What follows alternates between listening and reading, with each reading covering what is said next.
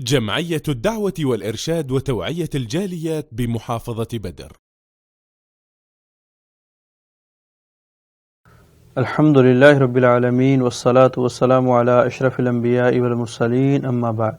محترم سامعین و ناظرین، ہماری خیر و بھلائی اسی کام کے اندر ہے کہ ہم اللہ اور اللہ کے رسول کی اطاعت اور فرما برداری کریں۔ جن کاموں کا شریعت نے یعنی اللہ اور اللہ کے رسول نے کرنے کا حکم دیا ان کو کریں، اور جن کاموں سے منع فرمایا ان کاموں سے رک جائیں۔ اسی کے اندر ہماری بھلائی ہے، اسی کے اندر ہماری کامیابی ہے، اسی کے اندر ہماری کامرانی ہے، اور یہی چیز ہمیں دنیا اور آخرت میں کامیاب کرنے والی ہے۔ اس لیے کہ اللہ رب العالمین نے قرآن مجید کے اندر ارشاد فرمایا، وَمَن يُطِعِ اللَّهَ وَرَسُولَهُ فَقَدْ فَازَ فَوْزًا عَظِيمًا، کہ جو شخص بھی اللہ اور اللہ کے رسول کی اطاعت کرتا ہے، فرما برداری کرتا ہے، وہ بڑی کامیابی حاصل کر لیتا ہے۔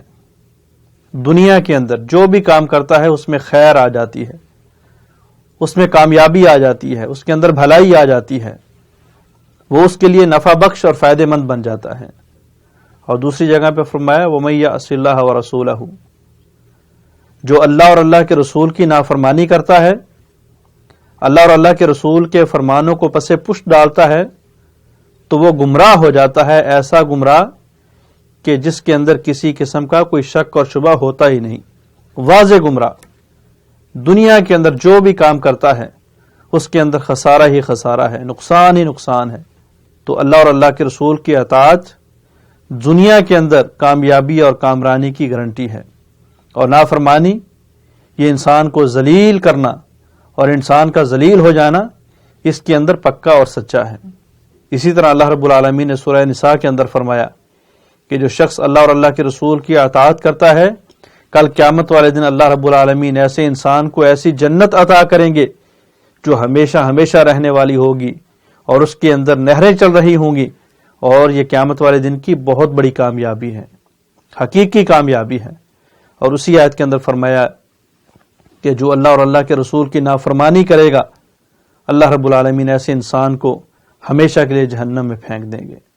تو یاد رکھنا کہ اللہ کے نافرمانی کو گناہ کہتے ہیں، اللہ کی نافرمانی کو سیئہ کہتے ہیں، اللہ کی حکم عدولی کو ہلاکت اور بربادی کہتے ہیں۔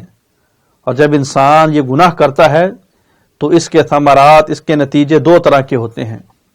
ایک نتیجہ جو صرف گناہ کرنے والے کو ملتا ہے، اور دوسرا نتیجہ جو پوری امت کو ملتا ہے۔ تو جب انسان گناہ کرتا ہے تو اس کا سب سے پہلا نتیجہ، پہلا ثمر، پہلا پھل جو گنہگار کو ملتا ہے وہ یہ ہے کہ اس کا دل زنگ آلود ہو جاتا ہے۔ جسم کے اندر سب سے بڑی مشینری، حق اور ناحق کو پہچاننے والی، گناہ اور نیکی کو پہچاننے والی، وہ زنگ آلود ہو جاتی ہے، برباد ہو جاتی ہے، خراب ہو جاتی ہے۔ رسول اللہ صلی اللہ علیہ وسلم نے فرمایا کہ جب انسان ایک گناہ کرتا ہے اس کے دل کے اوپر ایک کالا دھبا لگ جاتا ہے، دوسرا گناہ کرتا ہے دوسرا کالا دھبا لگ جاتا ہے۔ اگر تو وہ توبہ کے ذریعے، اللہ کو خوش کرنے کے ذریعے، معافی کے ذریعے اس کو دھو لے، پالش کر لے تو اس کا دل صاف ہو جاتا ہے، وگرنہ گناہوں کی وجہ سے دھبے پڑتے رہتے ہیں، ڈلتے رہتے ہیں، حتیٰ کہ اس کا دل سیاہ ہو جاتا ہے، کالا ہو جاتا ہے۔ تو سب سے پہلا گناہ یا سب سے پہلا پھل، سب سے پہلا نتیجہ کہ انسان کی مین مشینری خراب ہو جاتی ہے، انسان کا دل خراب ہو جاتا ہے۔ اور اسی لیے حضرت عبداللہ بن عباس رضی اللہ تعالیٰ عنہ نے فرمایا کہ یاد رکھو جب انسان گناہ کرتا ہے تو اس کے 5 نتیجے نکلتے ہیں، 5 نشانیاں ہیں۔ اسی طرح جب انسان نیکی کرتا ہے تو تب بھی اس کی 5 نشانیاں ہیں۔ فرمایا جب انسان ایک نیکی کرتا ہے، حسنہ کرتا ہے، تو اس کا چہرہ پر نور ہو جاتا ہے، روشن ہو جاتا ہے، اس کا دل منور ہو جاتا ہے، اس کے رزق کے اندر وسعت آ جاتی ہے، فراوانی آ جاتی ہے، اس کے جسم کے اندر طاقت اور قوت آ جاتی ہے۔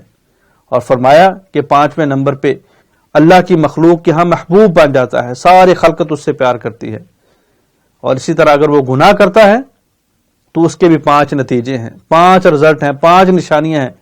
فرمایا اس کا چہرہ سیاہ ہو جاتا ہے، کالا ہو جاتا ہے، دل بے نور ہو جاتا ہے، جسم کمزور ہو جاتا ہے، بیماریاں اس کو پکڑ لیتی ہیں، رزق کے اندر جو ہے وہ تنگی آ جاتی ہے، گھٹن آ جاتی ہے، رزق کم ہو جاتا ہے، اور فرمایا کہ پھر اللہ کی مخلوق بھی اس سے بغض رکھتی ہے، اس کو ناپسند کرتی ہے۔ اللہ سے دعا ہے اللہ رب العالمین ہمیں گناہ کی حقیقت کو سمجھنے کی اور اس سے بچنے کی توفیق عطا فرمائے۔ السلام علیکم ورحمۃ اللہ وبرکاتہ۔